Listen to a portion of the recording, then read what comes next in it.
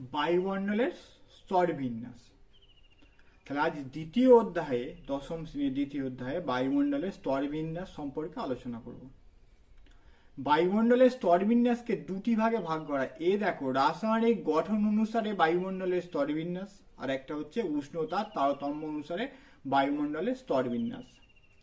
তাহলে রাসায়নিক গঠন অনুসারে বায়ুমণ্ডলকে দুটো ভাগে ভাগ করা হয়, একটা হচ্ছে সমমণ্ডল আর একটা হচ্ছে বিষম মণ্ডল। সমমণ্ডলকে ইংলিশে বলা হয় হোমোস্ফিয়ার আর বিষম মণ্ডলকে বলা হয় হেটেরোস্ফিয়ার। তাহলে প্রথমে আমরা জেনে নিই সমমণ্ডল। তাহলে সমমণ্ডলকে বলবে ভূপৃষ্ঠ থেকে ঊর্ধ্বে কত কিলোমিটার? 88 কিলোমিটার। আর কোনো বইয়ে 90 কিলোমিটার, যে কোনো একটা লিখলেই হবে, 88 বা 90 লিখলে হবে। বায়ুমণ্ডলের উপাদানগুলো, যে গ্যাসীয় উপাদানগুলো রয়েছে, সেই সমস্ত উপাদানগুলোর অনুপাত মোটামুটি প্রায় সমান থাকে বলে এই অংশকে বলা হয় বায়ুমণ্ডলে কি বলা হয়? সমমণ্ডল। তাহলে সমমণ্ডলে অংশে বায়ুমণ্ডলে যে গ্যাসীয় উপাদানগুলো আছে তাদের অনুপাত মোটামুটি প্রায় সমান, সেই জন্য একে বলা হয় কি মণ্ডল? সমমণ্ডল। এই সমমণ্ডল অংশে মোট তাহলে কত কিলোমিটার? ভূপৃষ্ঠ থেকে 88 কিলোমিটার ঊর্ধ্বে বললাম। এখানে মোট গ্যাসীয় উপাদানের 99% গ্যাসীয় উপাদান এই সমমণ্ডলই কি হচ্ছে লক্ষ্য করা যায়। আর এই অংশের মধ্যে তোমার পরে বলছি এখানে আছে ট্রোপোস্ফিয়ার, স্ট্র্যাটোস্ফিয়ার, মেসোস্ফিয়ার এবং থার্মোস্ফিয়ারের নিম্ন অংশ সমমণ্ডলের মধ্যে লক্ষ্য করা যায়। 2 নম্বর হচ্ছে রাসায়নিক গঠন হচ্ছে বিষম মণ্ডল। বিষম মণ্ডলে কত? এখানে 88 শিখলেও, আর বায়ুমণ্ডলের সর্বোচ্চ সীমা হচ্ছে 10,000। তাহলে 88 কিমি থেকে 10,000 কিলোমিটার পর্যন্ত বিস্তৃত বায়ুমণ্ডলে যে গ্যাসীয় উপাদানগুলো রয়েছে তাদের অনুপাত হচ্ছে বিভিন্ন জায়গায় বিভিন্ন রকম। বিষম মানে হচ্ছে ভিন্ন ভিন্ন, সেই জন্য এই অংশে হচ্ছে গ্যাসীয় অনুপাতগুলো সমান নয়, বিভিন্ন জায়গায় বিভিন্ন রকম হওয়া বলে 88 থেকে 10,000 কিলোমিটার ঊর্ধ্বে এই অংশকে বায়ুমণ্ডলের স্তর, তাকে বলা হয় বিষম মণ্ডল। বিষম মণ্ডলকে আবার 4টে ভাগে ভাগ করা হয়। ফার্স্ট দেখো লেখা কি লেখা রয়েছে? আণবিক নাইট্রোজেন স্তর। এই স্তরে নাইট্রোজেনের পরিমাণ সবচেয়ে বেশি থাকে বলে প্রাধান্য থাকার জন্য এই স্তরকে বলা হয় আণবিক নাইট্রোজেন স্তর, যেটা বিস্তার হচ্ছে কত?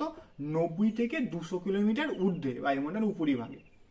2 নম্বর দেখ, 2 নম্বর কি আছে? পারমাণবিক O2 মানে অক্সিজেন স্তর। দ্বিতীয় নম্বর স্তর হচ্ছে পারমাণবিক অক্সিজেন স্তর। তাহলে 200 কিলোমিটার শেষ হচ্ছে, আর এর শেষ পর্যন্ত কত?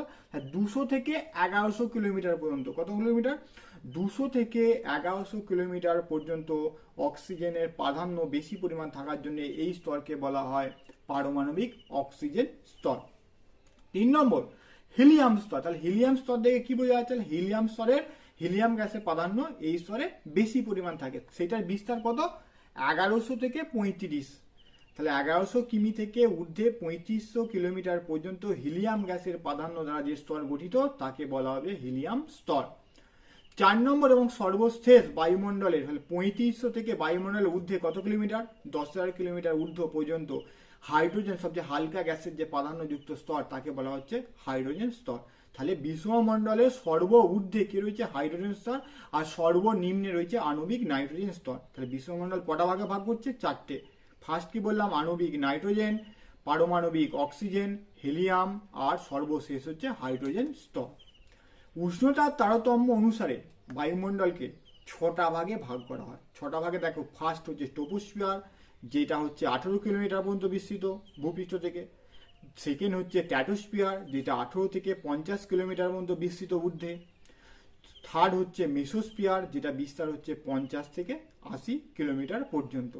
ফোর্থ হচ্ছে থার্মোস্ফিয়ার, 80 থেকে 500 কিলোমিটার পর্যন্ত বিস্তৃত।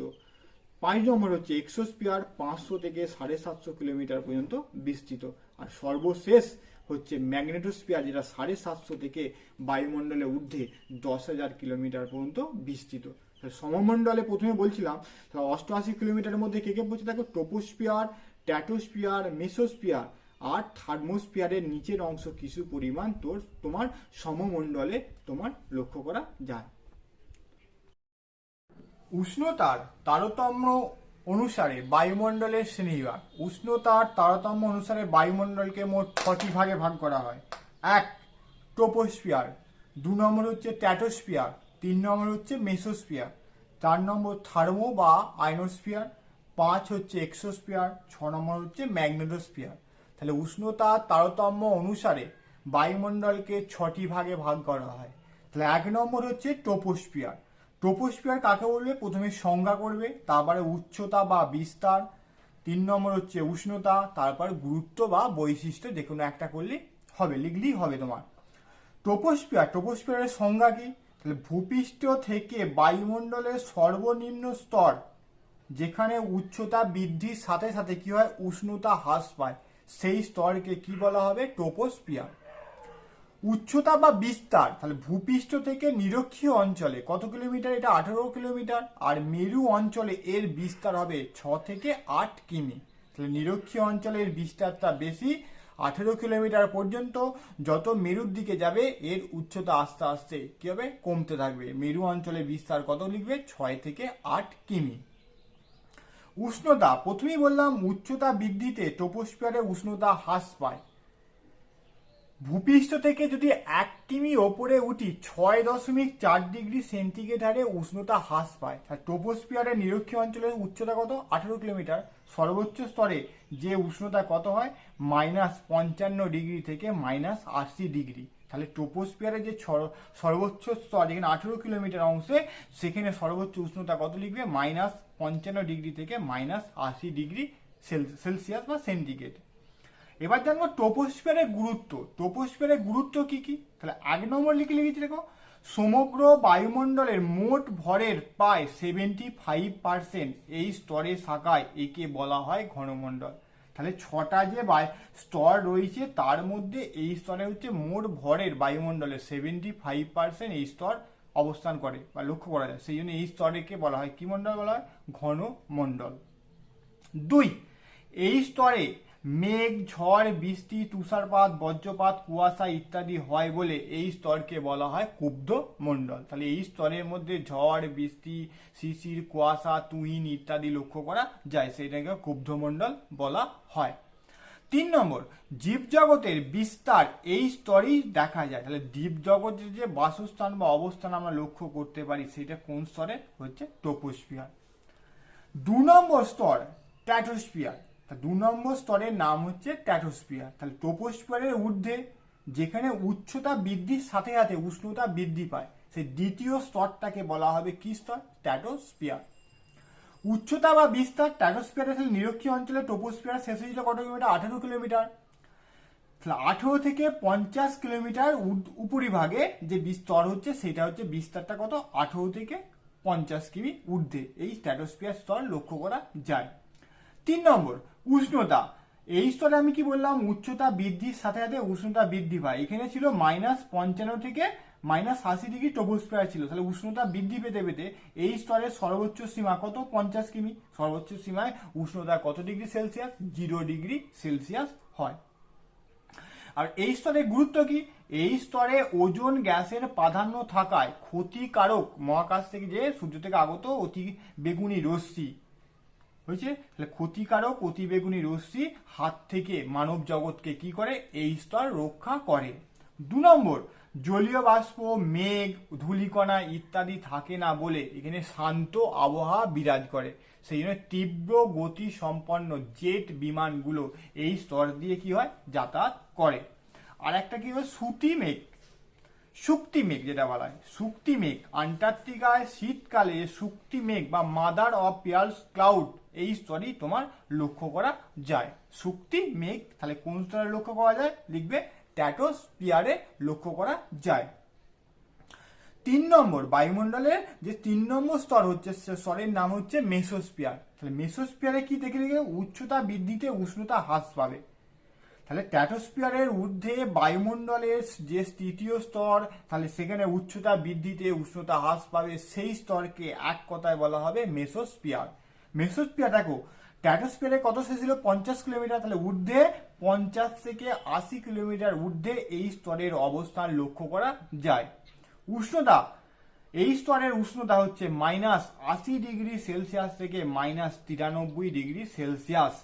এটি বায়ুমণ্ডলের শীতলতম স্তর। তাহলে মেসোস্ফিয়ারের -80 ডিগ্রি থেকে -93 ডিগ্রি সেলসিয়াস উষ্ণতা, এটি হচ্ছে বায়ুমণ্ডলের শীতলতম স্তর। এই স্তরের গুরুত্ব কি? মহাকাশ থেকে আগত পৃথিবীতে ছুটে আসা উল্কাপিণ্ডগুলি এই স্তরে এসে পুড়ে ছাই হয়ে যায়, কারণ এই স্তর হচ্ছে শীতলতম স্তর, এই স্তরে এসে পুড়ে ছাই হয়ে যায় সবচেয়ে। 2, বায়ুর চাপ অনেক কম হয়, তাহলে এই স্তরে বায়ুর চাপ অনেক কি হয়, কম হয়, তাহলে ভূপৃষ্ঠ থেকে যত উপর দিকে যাবে বায়ুর চাপ আস্তে আস্তে কি হবে, কমতে থাকবে।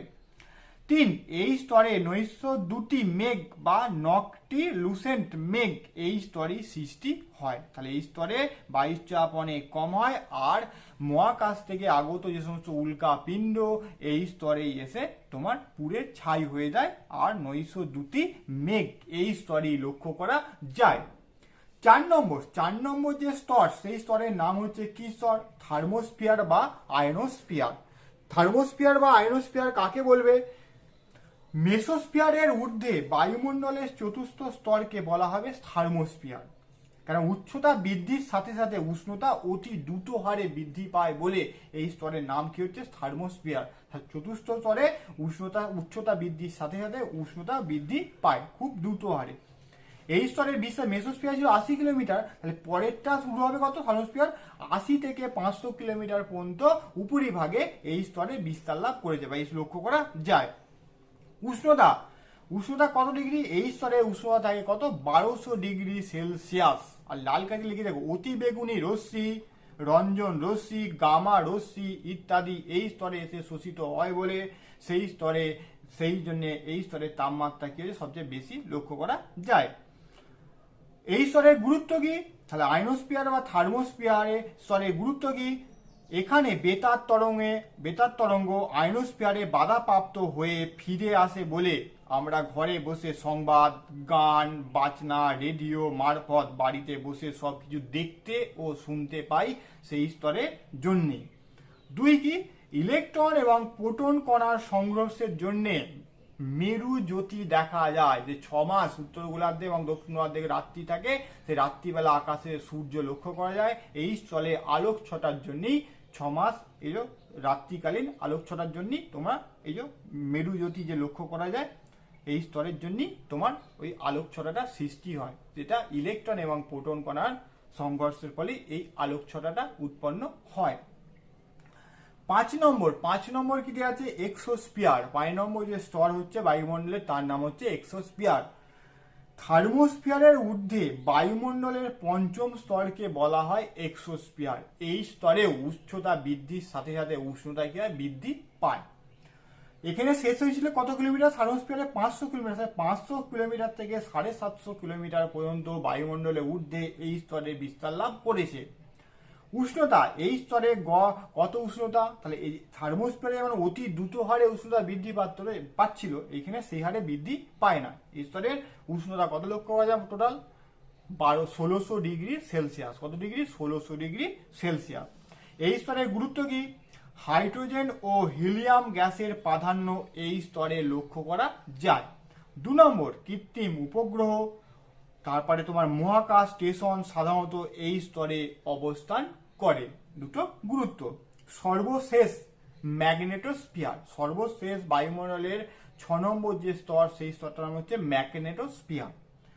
এক্সোস্ফিয়ারের ঊর্ধ্বে বায়ুমণ্ডলের 6ষ্ঠ স্তরকে বলা হয় ম্যাগনেটোস্ফিয়ার। এই স্তরে এই স্তরে তোমার পৃথিবীর চুম্বক ক্ষেত্র সৃষ্টি হয়েছে বা লক্ষ্য করা যায় বা আছে।